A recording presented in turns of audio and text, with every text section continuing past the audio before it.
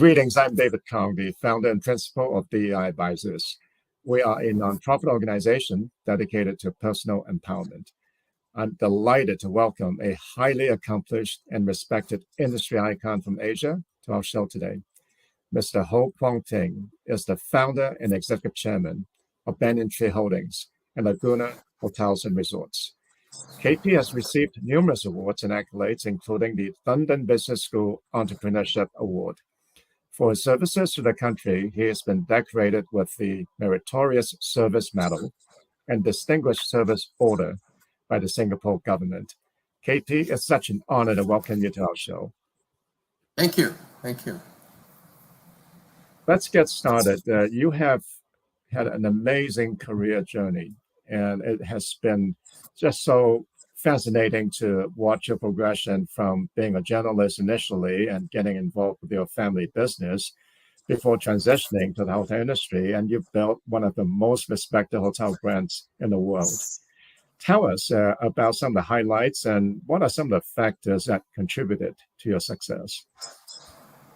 Well, I've long said that two words, which later became the title of a book I wrote, were probably the reason for my getting into trouble. I was thrown out of Stanford University. One of the handful of people who ever accomplished that. So I think I'm among a rare breed of people. There are a lot of graduates from Stanford, a few dropouts, but very few who got thrown out. For that accomplishment, so-called, as well as other things. I went to jail twice, and then I've got moderate success with what I'm doing with Banyan Tree. And I've credited that with the two words, asking why. I've always been very inquisitive. I've always been asking the question as to why this or why that. And I think the secret to anyone's career success is asking the right questions about why things are and why things are not. And that, to me, has been absolutely critical as a source of innovation and as a source of personal empowerment. It's a very important part of personal empowerment to believe the things that you do believe in with total conviction, because you've actually asked questions and answered them through your own journey of discovery. I totally agree with you. Simon Sinek's book, Start With Why, is one of my favorite books. And I love that book because it gives purpose to what we do. And anyone who works for you need to have purpose as well. And you can give them purpose, they achieve something noble. So I love everything that you said. We'll touch on those two things that you talked about, being kicked out of Stanford as well as being thrown in jail twice. We'll touch on that in just a little bit. Now, in a recent interview, you talked about inclusive and exclusive luxury. And of course, everyone knows Banyan Tree is a very renowned luxury brand. And you had said that you aspire to have Banyan Tree be known as an inclusive luxury brand, similar to the Apple iPhone. Would you mind to elaborate? Yeah, I think there's two kinds of luxury. There's exclusive luxury and inclusive luxury. And certain brands connote luxury because I have it and you don't. And that's the entire source of the luxury. And without wanting to insult a famous brand, a famous product, I think the Hermes Birkin bag is an example of exclusive luxury.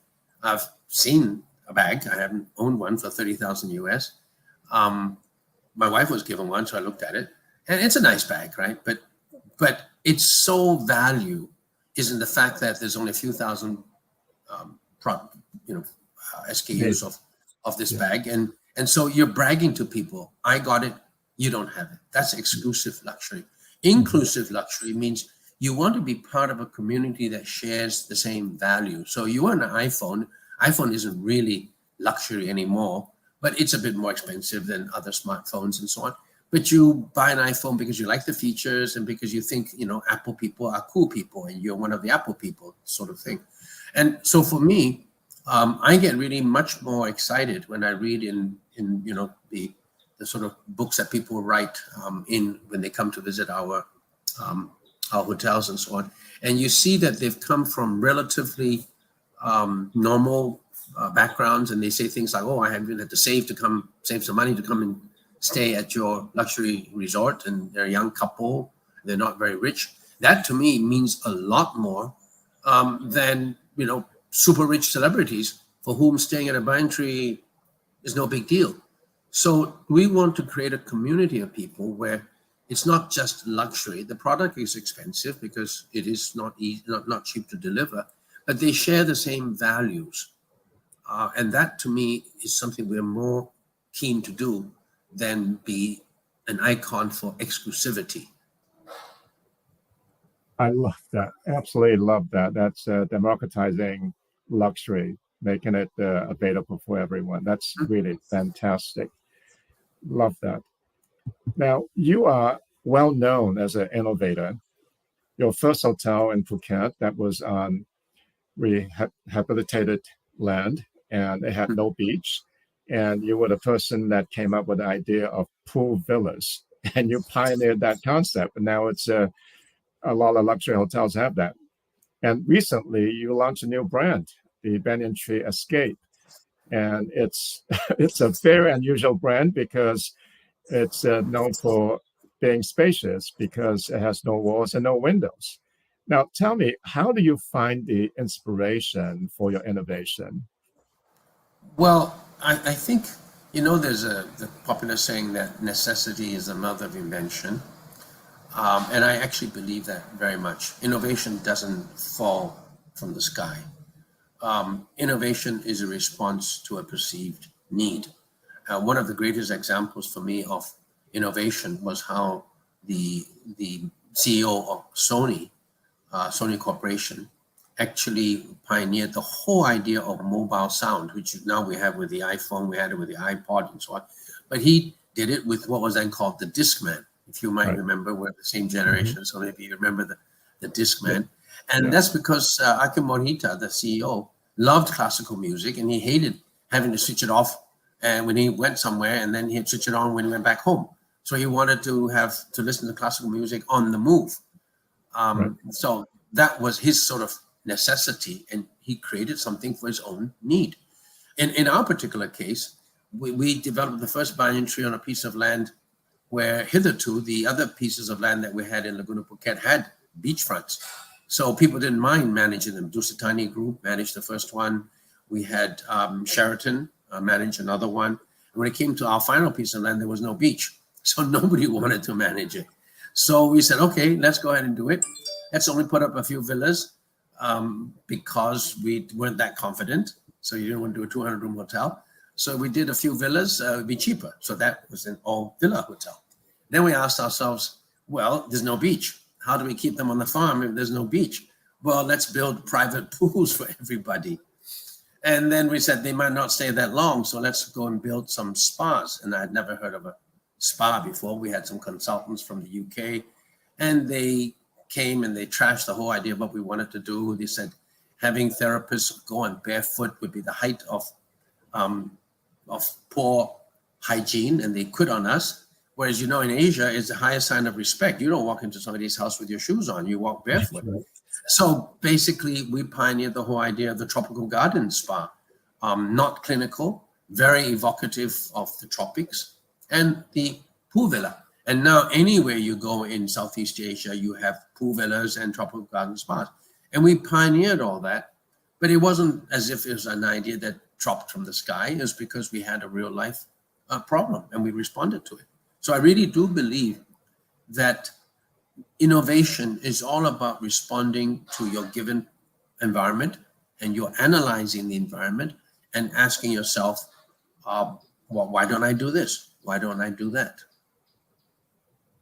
That's wonderful. Identifying a necessity and responding to it, as you mentioned, is the source of the inspiration. I love that. Thank you. Now, you have been at the helm for almost 3 decades, I think 29 years now, right? Yeah, too long. For many of us, it would be hard not to have some cynicism, and yet you still inspire and you still foster this culture of continuous innovation and improvement. How do you do it? I think there's probably two ways to do it. One is we actually inculcate within the group the idea that innovation is an existential imperative. And so we have a phrase called differentiate or die. And the only way you differentiate yourself from somebody else is through innovation. Small innovations, big innovations. You may remember that in the hotel industry, there was no such thing as a four fixture bathroom where you had a separate shower and a separate bathtub. And Bob Burns did that because he had in his first hotel, a lot of women would be going to the hotel in Kowloon where they wanted a bathtub separate from a shower. And that has now become a standard feature in all hotels. So that was his point of differentiation. And you can also see that you can differentiate yourself, and about 5 years later, you no longer, whatever you've done that's new is no longer new. Whatever we did as in innovation in pool villas and tropical garden spas, hardly are new now. So you have to continuously differentiate, particularly if you're not a large company like us. We occupy niches. If we do innovative things, people who are far bigger come and emulate it. And then, you're not new anymore. So that's one. We have a culture where innovation is not a nice to have, it's a must have. And the second thing that's very important is that at the same time that we have structured innovation, meaning we actually analyze an issue and try to introduce the idea of innovation in many of our meetings. We have design meetings, we have other meetings, so it's structured. There's a whole long process about structured innovation. I don't need to get into that now. But at the same time, we also encourage a lot of individual initiative. So crazy ideas are welcome.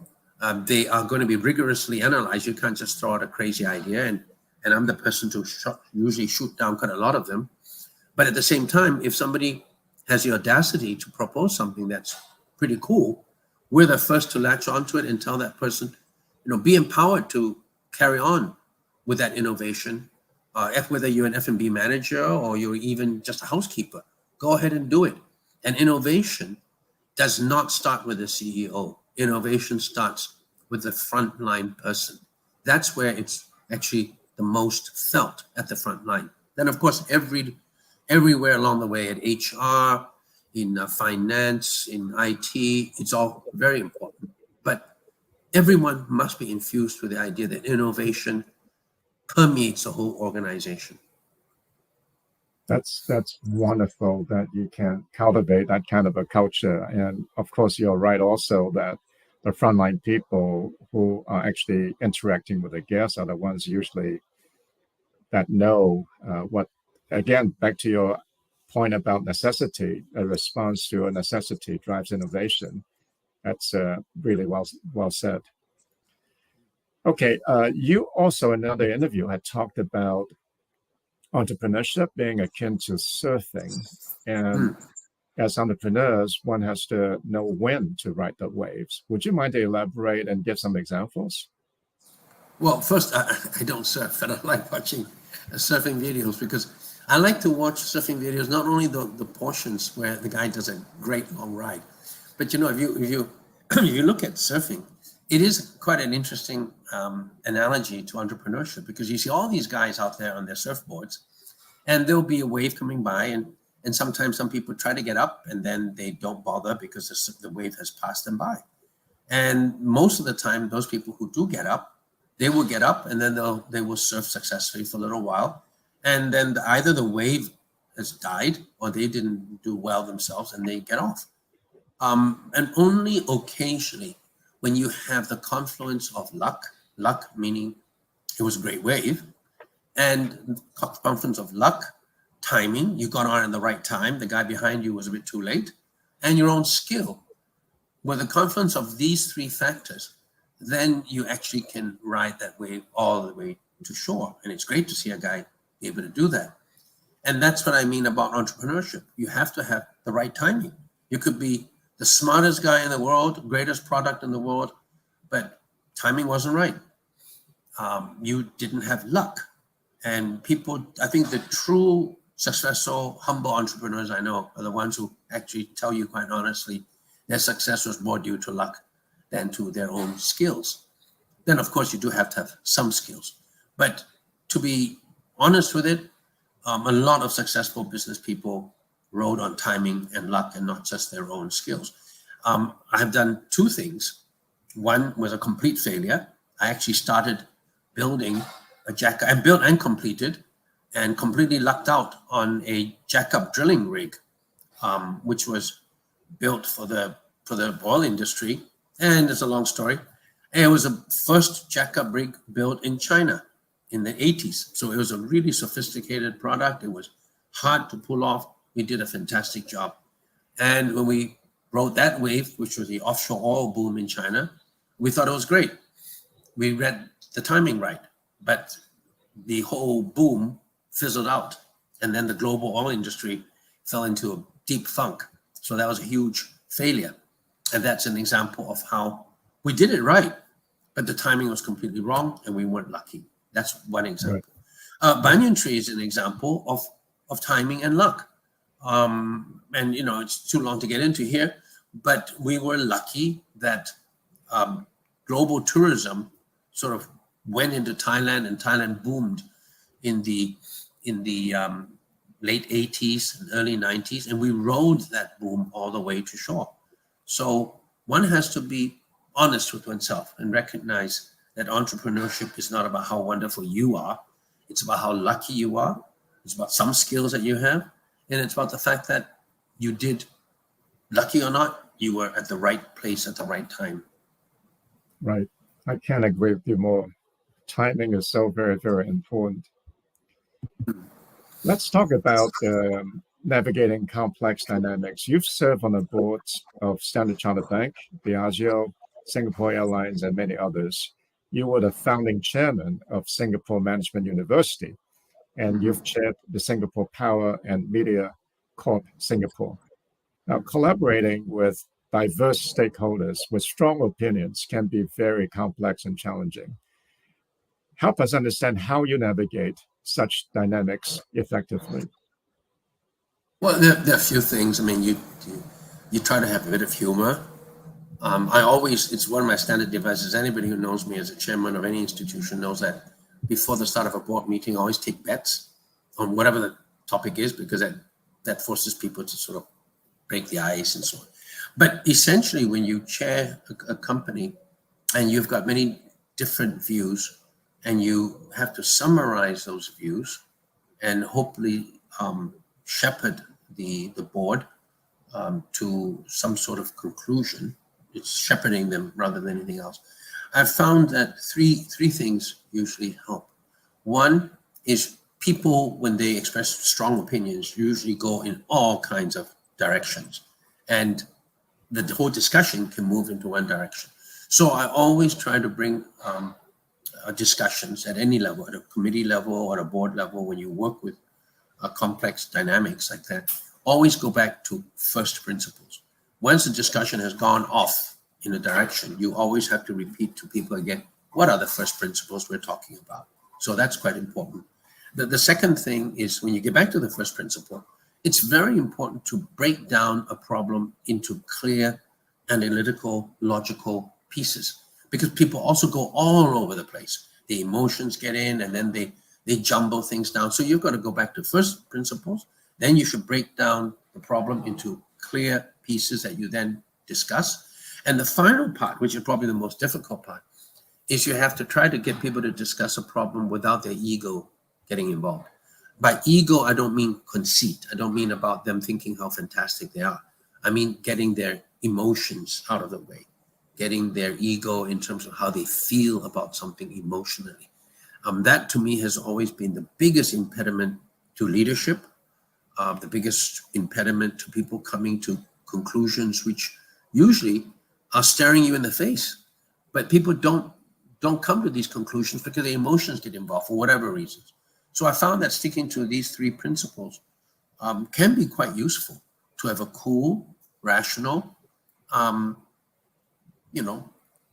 congenial and amiable discussion about things, so that it doesn't get too heated and things go all over the place. Yeah, when I listened to those 3 points that you made, I think the word constructive comes into my mind right away, because you are taking all this feedback and you want to have a constructive conversation so you can have a productive outcome. That's very, very wise. Thank you for sharing that. Thank you. Now, talking about values and principles, what are your core values and principles that guide your decision making and actions? Well, our core values, I think to me, authenticity is one core value, because I see so many people who are, to put it mildly, non-authentic, especially those people who consider themselves leaders. The more a person thinks himself or herself a leader, usually the more inauthentic they are. They usually have various kinds of poses and so on. And that can actually delude you into thinking that you are what your image is. So I've always said to our own PR people, we generate great PR, but don't believe a word of it yourself. So I think authenticity is one important principle. Humility is another one. Humility doesn't mean false humility. You've done some good things in life, we'll step up to it and acknowledge it. Humility is probably an absence of ego, an absence of putting yourself at the front and center of everything. Of course, these are the principles for me as an individual. These are not the values of the company per se. The company's got many other, motherhood, apple pie kind of statements. But as an individual, I've always found that taking myself out of the equation in making a decision, including, very importantly, you probably heard the saying that a person who doesn't need to take credit for a decision usually can accomplish a lot. And too many people want to claim credit, and then they get into all kinds of problems. And I found that when I don't need to take credit for something, and I'm very happy to praise A, B, or C for work that they've done, I can actually accomplish a lot more than trying to be the guy who's great and leading the company and the source of all inspiration and so on and so forth. So those have been useful for me on a personal level. Yeah, I love what you said. Being authentic and genuine, having humility, and also not claiming credit, not having the ego to claim the credit all the time they are all very, very important. And actually, I had someone say the other day on the show that he tries to give his boss, the credit, which I think is very smart. Yeah. But authenticity is also important, because we all try to be the perfect leader, but we're not, right? I know that my failing, I know where my strengths are. I know that my weakness is my impatience. I'm pretty impatient and I display it. But I don't try to put up a fake front. I'm impatient, and then when I've been a little bit too impatient, I apologize for it. But you don't try to be what you're not. People can see through you. And I think you just have to be who you are with all your flaws, and show that you acknowledge your flaws as other people have also. So that is what I mean by authenticity, to be aware of your flaws and not to generate an image of yourself that's perfection. Yeah, thanks for clarifying what being authentic and genuine means. It also means that you are vulnerable, because you're aware of all your shortcomings and you're not trying to hide them. And people accept it, people accept it. They absolutely do. They know you're yeah. If you try to make people think you're perfect and then you're not, people don't like that. And that's what I mean by authenticity. That's right. Now, you faced a spectrum of challenges in your long career. You've dealt with the tsunami in Phuket in 2004, and fast forward to just a few years ago, the COVID-19 pandemic. Tell us, what is your general approach to challenges? Well, I'm not Buddhist, but I might be inclined a little bit that way towards it. In the sense that I don't think anything really lasts. Terrible time passes, everything passes. A good time also doesn't last.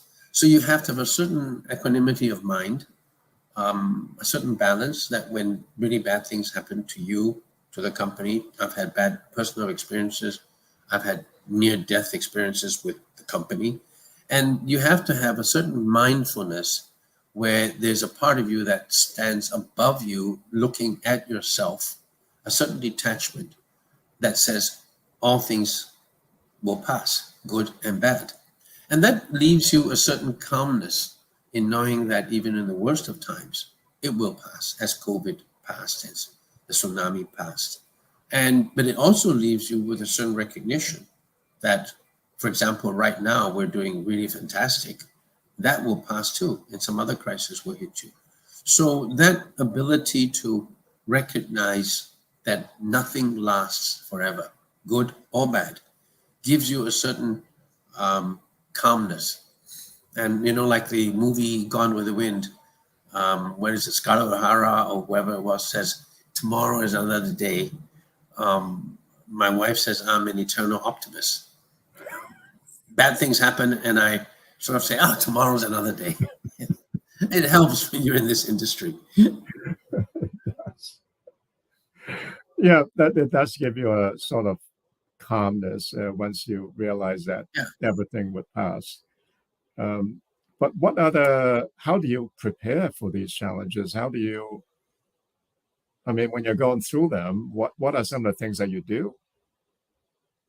Well, you have to be at several levels. Let's say these are not personal challenges, but corporate ones, okay? For things that happened to Banyan Tree. One is pretty obvious. We did not borrow a lot of money because we knew there'll be bad times. Like a lot of companies I know during a zero interest rate environment, free money environment, thought they would last. Again, with my philosophy, it was nothing will last forever. So we didn't overgear ourselves. And so we never did fantastically well as some hedge funds and PE funds have done. But at the same time, when COVID hit and we had zero income and massive losses, we were able to withstand that. But I think the most important thing to deal with in an organization like ours, when we've got so many crises from SARS and bird flu to COVID, to natural disasters like the tsunami and riots and so on. The most important thing is to keep faith with your own associates, because it's very easy for people to become dispirited. So we have within the organization a key 4 words that I guess summarize one of our key core values, and is in fact the underpinning of all our service culture. And those 4 words are, I am with you, which actually just means empathy. And we believe that empathy between the service provider and the service receiver is at the core of what service is about. It's not, service should never be servitude. But at the same time, empathy is what binds management and associates together. So when we had so many of these crises, we had so many times where we had to introduce unpaid leave. And in many countries, like in Asia, I'm not sure what it is like in the US, you cannot legally enforce unpaid leave. It has to be voluntary. So we would have town hall meetings where everybody would have to show up and they would have to sign a form to show that they agreed to an unpaid leave. And we've done that countless times, and people are happy to do it. And because they know when times are good, like now, again, we repay them back. So you have to build up within an organization that when times are bad, everybody rallies together. When times are good, we all share together. Otherwise, it's very hard to go through the types of crises that the hospitality industry has, which is probably more susceptible to event risk than many other industries. It's hard to survive in this industry if you don't have the trust of all your colleagues. So that to me is one of the key approaches to dealing with a challenge. Make sure the team is fully together and they all go through a problem together. When people feel that they go through a problem together, they usually can stick it out, like Britain in World War II. If you go through a problem, like the US is going through a lot of things now, and everybody's divided, and everybody thinks it's the other person's fault, it's the leadership's fault, or it's our neighbor's fault, or it's somebody else's fault, you cannot go through a crisis together. so true. I absolutely love it. And I really like what you said about empathy, because that is the foundation to inspiring people to do the impossible. Thank you for sharing that. Now, we talked a little bit about your experience at Stanford and being thrown in jail twice for your protests. You've gone through a fair share of disappointments and setbacks. Can you share how you find strength and resilience to prevail?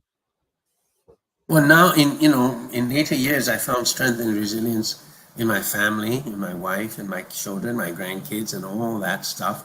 But in my earlier days, as a student in Stanford and so on, when I got thrown out of Stanford, I got thrown in jail in Singapore. Um, it's hard, and I think what it does do for you in later years is that adversity, when you're young, is actually good for your soul.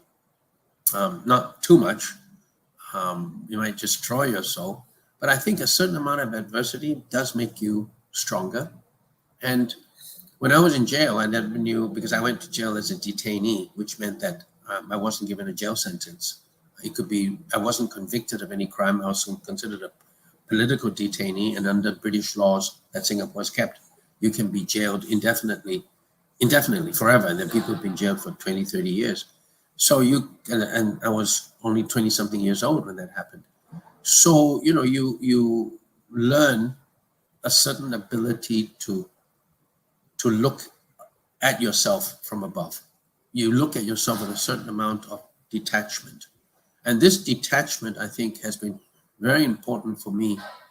It's easy to talk about finding strength, finding resilience, but where does that strength and resilience come from for somebody who's not religious? So I don't have a particular religion, so I can't find my faith as being the main reason for being able to go through all these adversities. But I found that being somewhat detached, looking at yourself from above and seeing that you are like an actor going through certain things. And again, all this will pass. And it did pass. And it took a long time. At the age of 20 something, when I was released from jail, had no job, and I thought my whole future was over. It's not over. You pick yourself up and you just continue with life. And I think this is so important for all people, because it's not just about careers. I've had close relatives who lost a loved one. My sister lost her son at the age of 20 something. Going through that is the worst thing you could possibly imagine. And people, I think, can be surprised at how much resilience they have within themselves. And being able to share that pain with other people, certainly, it certainly helps not to keep it all inside you. And that's when you find out who are the people whom you really truly love and the people who love you. Yeah, that is so well articulated. I really love it. I see that we're running short on time. So let me ask you one final question, which is about personal empowerment. As you know, the Advisors, as a nonprofit organization, our mission is to help people realize their career aspiration. And our whole mission is about personal empowerment. Would you mind to share parting advice on personal empowerment? Well, I think we all want to make an impact. That's what empowerment is all about. And whether it's the empowerment of a waiter being able to do something nice to a person who was serving, or personal empowerment of a CEO or any individual, we all want to make an impact. And I think legacy is too big a word for it, but we want to make an impact. And I think one important thing that I feel is that a personal empowerment is when you can do something and it's not about you, it's because of you. If you've done something that has made somebody else happy, it's because of you. And if you feel that empowerment is not about you, but it's because of you, you've done something good, I think that's where people feel very good about empowerment. That empowerment is nothing about you being a powerful person.